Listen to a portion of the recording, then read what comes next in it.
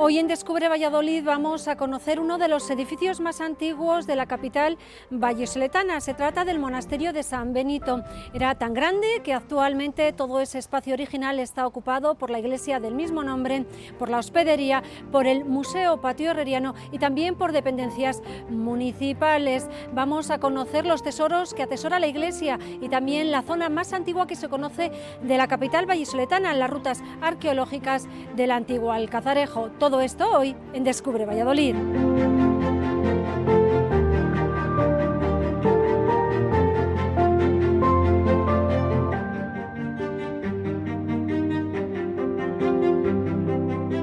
Este monasterio, y permíteme así ya un poco entre bromas, que es lo más antiguo de Valladolid, que se conserva, lo más completo en gótico que tenemos aquí en Valladolid, dentro de la riqueza que atesoramos, pues es un edificio que tiene su explicación histórica, un poco complicadilla, porque a finales del siglo XIV vinieron unos monjes que tenían como ideal el rigor, un rigor extremo, de clausura, de estar encerrados, de no salir, de estar en silencio, salvo el canto gregoriano suyo propio que tenían.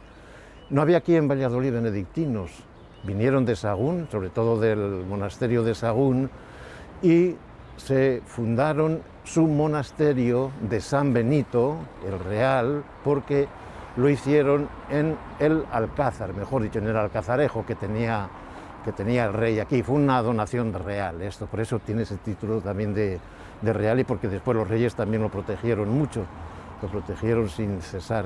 Vinieron aquí hacia el 1300 y pico, 1390, 1399, se instalaron y los llamaban los monjes mudos, los monjes prietos, que quiere decir muy mortificados, no salían para nada, tenían un lenguaje especial para no faltar al silencio. Bueno, el ideal del rigor entonces, que es el que reinaba en todos los sitios. Estuvieron en el Alcázar, el Alcazarejo, del que se conserva una parte mínima, pero muy expresiva, creo yo, todavía en el sector que pertenece al ayuntamiento, de todo el monasterio que se iría fundando después. ¿El Alcazarejo, para que la gente nos entienda, era una prisión? No, era un palacio real, una especie de palacio real. Valladolid, como saben muy bien, no tuvo nunca un palacio real, aunque haya por ahí algo que se llame palacio real y demás. Y ese fue uno de los motivos por los cuales no se establecería la corte aquí. Después ya ha pasado mucho tiempo, ¿no? Ya con Felipe II, pero el rey tenía una especie de alcázar de castillo donde él pues podía, cuando venían por aquí los reyes de Castilla, podía pernoctar, podía estar, y ya no lo usaban. Y entonces, como los reyes entonces, aquel Juan I y Juan II, eran muy amantes de todo lo eclesiástico, como todo el mundo entonces, todo estaba sacralizado, ¿no? Es como después del siglo XVIII, pues les dieron así en propiedad ese alcázar suyo, ese palacete suyo. ¿De qué estilo es, teniendo en cuenta el año de su construcción? O no sé si se ha notado el paso del tiempo en toda la estructura. Sí, se nota perfectamente el paso del tiempo. Hay una parte antigua, la primera, que tiene como referencia la iglesia, o las iglesias que hubo aquí, y fue siempre desde el principio, como natural, siglo XIV, gótico, un estilo gótico. La iglesia estaba en un sentido y en una dirección muy distinta a la que tiene actualmente. Ahora mira hacia el norte, la iglesia de San Benito. Antes era la que está en la calle de Encarnación, desde esta parte hasta el río. Y todavía hay algún resto de entrada gótica, de aquel gótico primero. Esta ya es posterior, esta es ya del siglo XV, 1400, todo en 1499, en 1515 ya se terminó prácticamente, el pórtico se hizo un poco después, no como se suele decir, para dar sensación de alcázar, sensación de fortaleza por estos pilares, sino que se hizo el pórtico estéticamente, por artistas, realmente arquitectos privilegiados de entonces, como muros de descarga. La iglesia es tan enorme, es tan larga y tan alta y tan hermosísima, en ese estilo gótico suyo, que siempre el empuje es hacia la parte del pórtico, y para eso se hizo, para contener el empuje, y de hecho ha resistido maravillosamente todos los embates que ha habido. El paso de los tiempos. El monasterio tiene por lo menos 3 patios, ¿no? Y cada uno de esos patios tiene ahora mismo un uso diferenciado. Efectivamente, como todo monasterio benedictino, tiene que haber un patio de hospedería para huéspedes. Nos acordamos de aquellos monasterios del Camino de Santiago, que son tan expresivos, huéspedes que van, caminantes, peregrinos, y en este caso, pues benedictinos que venían de otro sitio, porque de este monasterio de San Benito de Valladolid dependieron todos los monasterios benedictinos, que eran numerosos, de España, pues prácticamente hasta el siglo XVIII, desde el siglo XV hasta el siglo XVIII. Estamos hablando de que tiene el patio de la hospedería. ¿Qué más patios disponía el monasterio? El de la hospedería es este primero. El central es el del noviciado, que era siempre, para los novicios más rigurosos, era el patio más modesto, menos lujoso, y se nota hoy día perfectamente. Y después el conventual, el patio conventual, que era de los monjes, ya de todos los monjes conventuales, era el patio donde se enterraban también, y es el patio que hoy día se llama patio herreriano.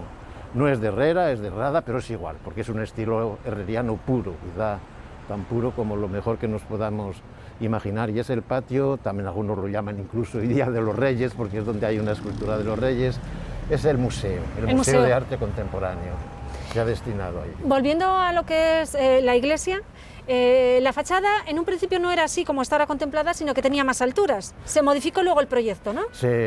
Más que el proyecto, se ha modificado por las circunstancias. O sea, este pórtico que contemplamos, aquí, que tiene 2 cuerpos, tuvo 4, pues hasta 1850 y tantos, hasta después de expulsados los monjes, lo que se llama la exclaustración, en que a partir de entonces la iglesia perteneció al ayuntamiento y el monasterio, con sus 3 patios, perteneció al ejército. Fueron los vallisoletanos los que recuperaron esto y lograron del ayuntamiento la cesión, porque antes, desde la exclaustración, desde que echaron a los monjes, hasta finales del siglo XIX, fue de todo la iglesia fue fragua, fue caballeriza, fue todo. Yo no sé explica cómo tuvo otros usos diferentes al religioso. Totalmente, sí, claro, porque es que ya no había... No había culto. Sí, pero se conservó a fin de cuentas mal, y después ya se recuperó y ahora está muy bien restaurada. Ha tenido unas variaciones y además muy notables, como se puede ver. Antes hay que añadir esos 2 cuerpos a los que aludíamos antes, encima, que el último era el de las campanas, el otro era un cuerpo de ventanal, y después esto ya con el rosetón y demás, ¿no? Y como perteneció al ayuntamiento, mientras que el monasterio era de los militares, el ayuntamiento, después de expulsar a los monjes, cuando era jurisdicción suya, pues dijo que corrían peligro de derrumbe los 2 cuerpos superiores, que es difícil de imaginar, porque uno se sube ahora y domina, bueno, antes se dominaba todo Valladolid, desde esa altura sorprendente, y que había que derribarlo. Los militares dijeron que no, los arquitectos militares, que no era preciso porque había firmeza sobrada para ello, pero bueno, se derrumbó en una obra de derribo muy ejemplar, por cierto, y desde entonces se comenzó a poner otros formatos que remataban el pórtico hasta llegar a este que tenemos ahora del año 2001 o así. Tenemos justo encima de la puerta un escudo. No sé qué importancia tiene ese escudo. Tiene mucha importancia. Primero, tal como se contempla ahora, como lo podéis contemplar, es un escudo que, como veis, tiene los bordes imperiales, los bordes reales, por eso San Benito es real. Dentro, en el cuadro propio del escudo, estaba eso, el escudo imperial, el escudo de Castilla, de León, con símbolos del imperio y demás, pero al llegar la Guerra de Independencia, con Napoleón, principios del siglo XIX, naturalmente en Valladolid estuvo algún tiempo José I, al que llamaron Pepe Botella, así entre paréntesis, que tenía buenos programas de gobierno, pero Pepe Botella, ¿no? Estuvo aquí un tiempo, no muy largo, y este escudo se convirtió en un escudo napoleónico, en un escudo de José I Bonaparte. Y es el que está ahora, no lo saben muchas personas, ¿no? Pero es el único escudo de Pepe Botella que se conserva en un edificio público en toda España. Tiene un valor excepcional. A ambos dos lados se pueden observar también dos escudos. ¿A qué pertenecen? Esos ¿Qué ya son explicación tienen? reales, son escudos reales, escudos del tiempo de Felipe II, que es cuando se acabó el pórtico, y es de ese tiempo, un simbolismo de rey, porque los reyes naturalmente tenían su dominio y no iban a perderlo, ni mucho menos.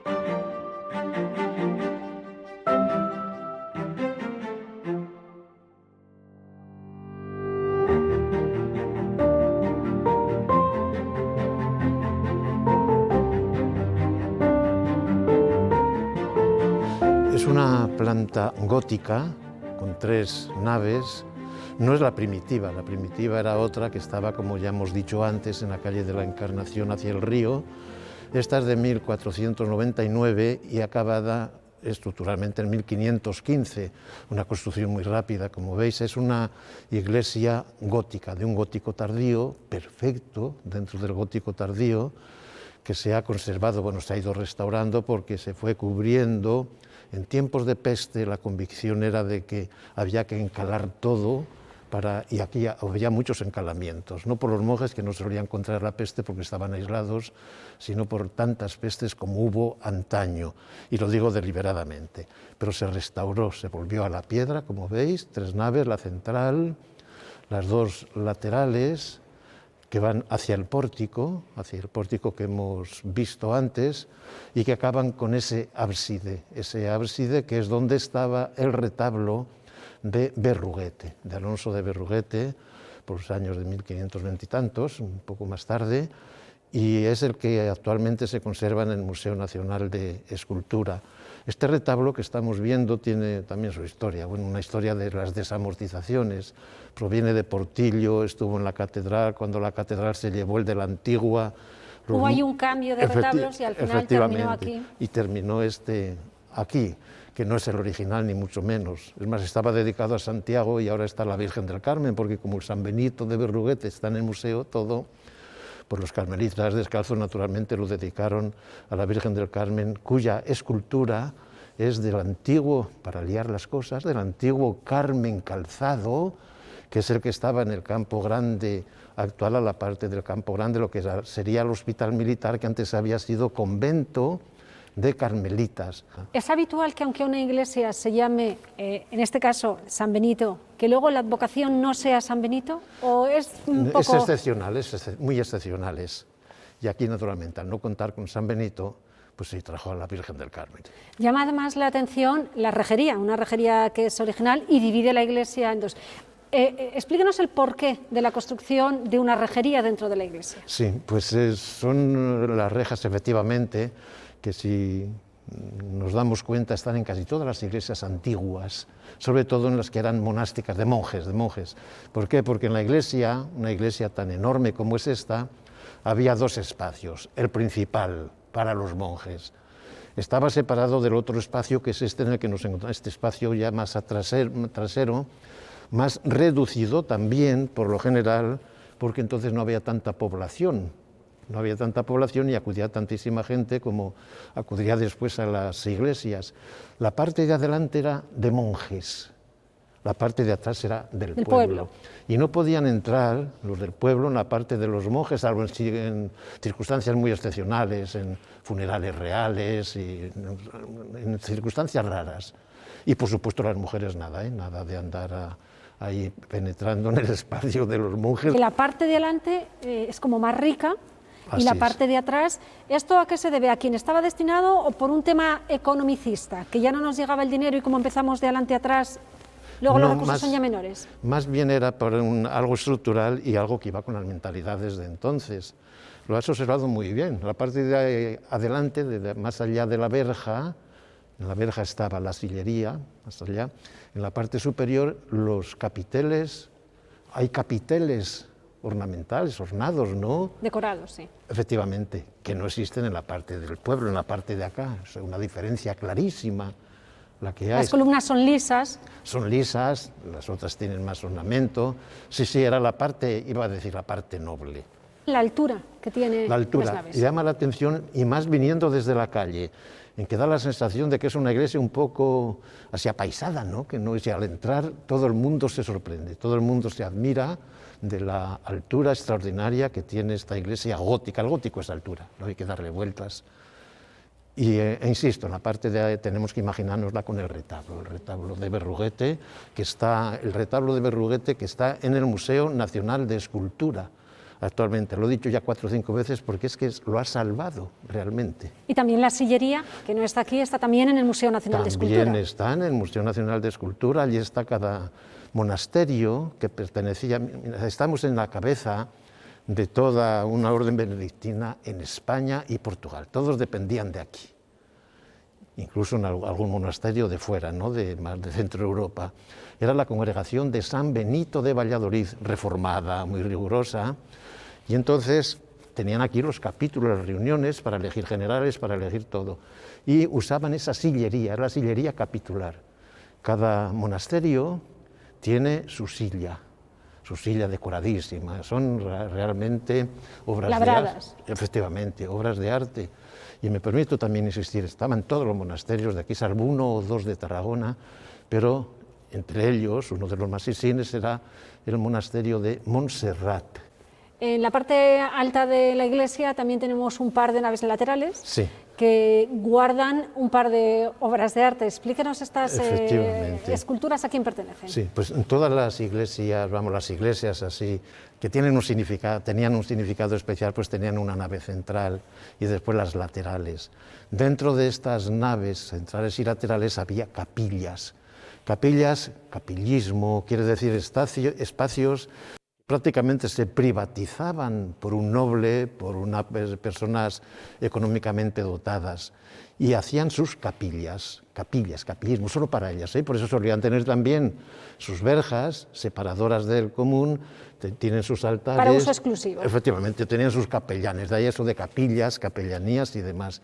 Y aquí hubo varias, se conservan las 2 que están en la parte delantera de la iglesia, que conservaron obras de arte, y algunas de ellas, la estructura incluso arquitectónica, nos dice la importancia que tenían, porque eran de personas ricas. Aquí los más ricos en Valladolid siempre fueron, no los nobles tales o eso, sino los de la chancillería, es decir, los abogados privilegiados, porque era la administración central de la justicia en toda Castilla, en toda esta parte del norte, y estas capillas son de gente de la Chancillería que lo financiaba, lo cercaba, y para ellos estaba eso. ¿Y qué obras de arte albergan ahora mismo? Pues ahora mismo albergan la más cercana a la verja, una obra de arte de Gregorio Fernández, que es el que se llama Cristo del Consuelo, uno de los primeros Cristos, hacia 1610, que él esculpió,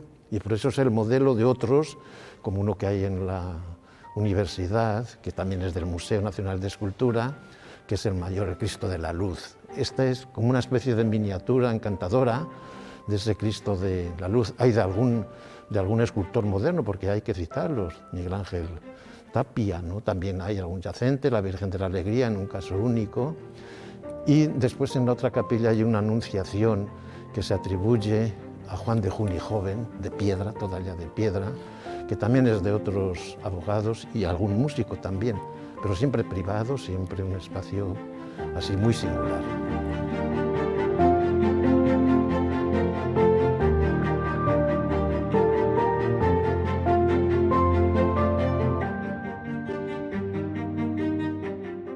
Estamos en uno de los puntos donde realmente podemos encontrar los orígenes de nuestra ciudad, de las ruinas más antiguas que hay, que es precisamente el Alcazarejo. Valladolid, cuando fue fundada por el conde Ansúrez, era una ciudad de frontera y evidentemente necesitaba defensa. Así que tuvo primero un alcazarejo muy pequeñito, tenía 3 cubos por lado, así que imaginemos que era realmente una construcción cuadrangular muy pequeña, contaba con su propio foso y la muralla de la ciudad que pasaba, pues con diferencia del foso, junto al alcazarejo. Como esto fue insuficiente, unos años más tarde se construyó un alcázar, que ya era bastante más grande, tenía 5 cubos por lado, y estaba, con respecto al lugar donde nos encontramos nosotros ahora, un poquito más hacia el norte, es decir, hoy quedaría debajo de lo que es el patio herreriano. ¿Qué importancia tiene haber descubierto esta zona? Porque son las ruinas originarias, evidentemente. Claro, efectivamente, ten en cuenta que nuestra ciudad es una ciudad medieval. Es una ciudad que se funda a finales del siglo XI, aunque evidentemente algo había anterior, pero cuando aparece en la historia con peso es a partir de la época del conde Ansúrez. Pero si lo piensas, paseando por Valladolid se ve muy poquito de la Valladolid del conde Ansúrez. Nos queda apenas pues, Santa María de la Antigua y ni siquiera, porque sería una reconstrucción, la Colegiata y ni siquiera, porque sería una reconstrucción posterior. O sea, realmente restos que nos permitan hablar de los orígenes de nuestra historia quedan muy pocos. Haber encontrado el Alcazarejo pues realmente nos da ese punto de poder atrapar el momento inicial de la historia de la ciudad. Alcazarejo, que luego fue lo que sirvió para fundar el monasterio de San Benito. Efectivamente, en el año 1390 el rey Juan I de Castilla, viendo que ya la ciudad no necesita esa defensa porque ya no éramos frontera de nada, ya se había pacificado en la guerra entre los reinos de Castilla y de León, ya por supuesto la frontera con el Islam estaba muy al sur, entonces ya no necesitábamos esa defensa y lo que hace es ceder estos espacios, Alcazarejo y Alcázar, para que se instalen frailes prietos, eso es lo que él dice, prietos, que no hay que volverse locos, no es que fueran muy severos, sino que eran los frailes negros. Prieto en castellano antiguo, como en gallego o en portugués, quiere decir negro. Así que los frailes negros, los benedictinos, se instalan y adaptando poco a poco ese Alcazarejo y ese Alcázar, llegan a construir el gran monasterio que hoy conocemos. ¿Cuándo se descubrieron estas ruinas? Estas ruinas se descubrieron durante los trabajos que se hicieron de rehabilitación del edificio, ya a finales del siglo XX. Y realmente se ha podido ver el Alcazarejo en diferentes puntos. Este de aquí es uno de los lugares donde queda más claro, porque si te das cuenta, estamos viendo uno de los cubos. Concretamente sería del lado este, el cubo central, el que estamos viendo aquí, parte del lienzo, y luego el lienzo continuaría, claro, debajo de lo que hoy es la Plaza del Poniente. Esta imagen que vemos aquí tiene también traslación en la parte de arriba, en la vía pública, ¿no? Claro, efectivamente, los restos originales están aquí, en lo que sería realmente bajo tierra.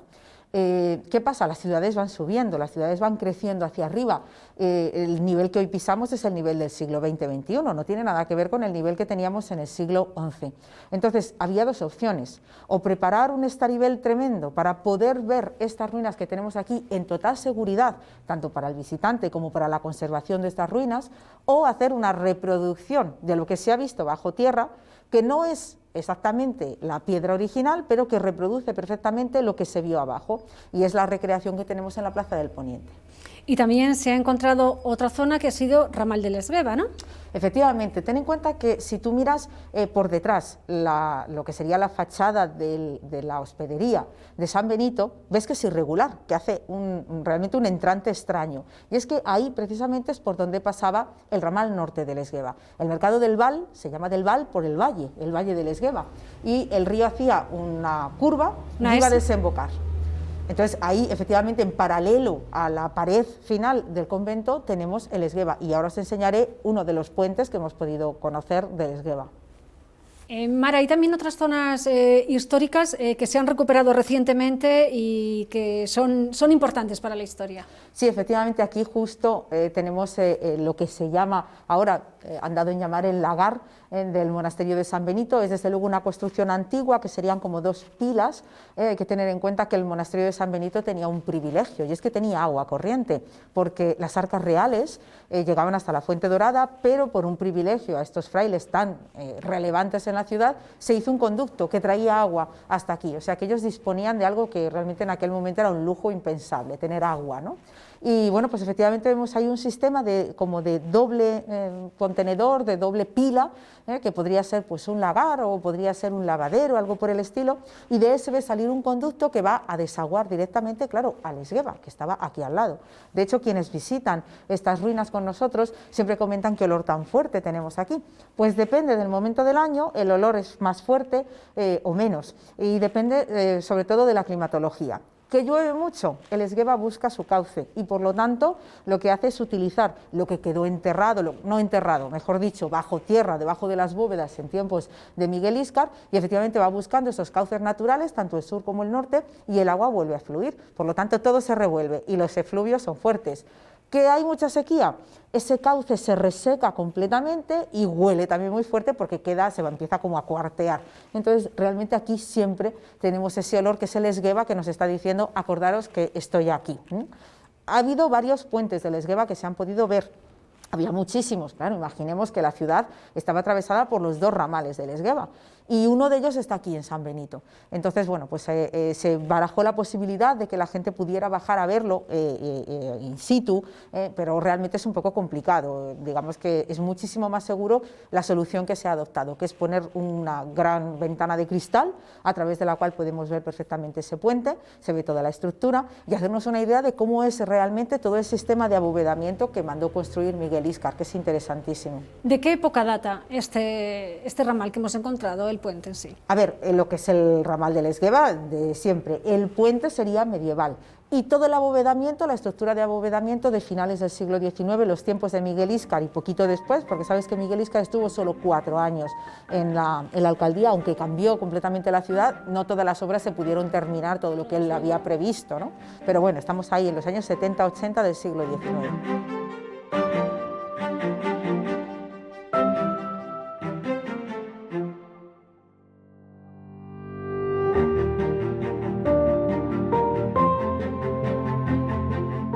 Estas ruinas en las que nos encontramos no son auténticas, son una recreación del Alcázar Real, el alcazarejo que está bajo tierra y que fue el origen del monasterio de San Benito. Una curiosidad que hemos conocido hoy en Descubre Valladolid.